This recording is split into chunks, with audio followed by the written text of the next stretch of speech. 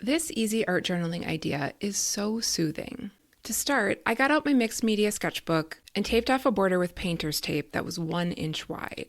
I like using painter's tape in my art journal because it almost always releases cleanly, as long as I put some heat on it before I peel it off. Then I used a pencil to draw overlapping circles with a stencil. You could fill the page if you wanted to, but I chose to make the circles in a smaller portion of the page that ran diagonally from the bottom left to the top right corners.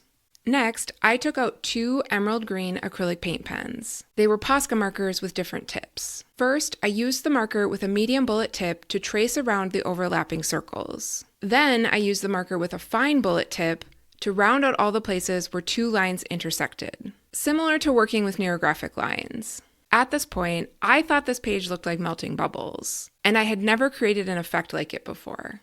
Next, I took out brush markers in canary, lime green, and rose pink to color in the spaces. I chose these colors in particular because I've been working with a tropical color palette for the month of May. I have to tell you, when I saw how cool the melting bubbles looked, I almost abandoned my plan to color in the spaces on this page. But I knew how soothing it was to work with these brush marker pro pens from Karin. So I went for it, and I'm glad I did. What makes these pens so soothing is that the brush tips are softer and more flexible than other brush markers I have tried. And the ink in them is fully liquid.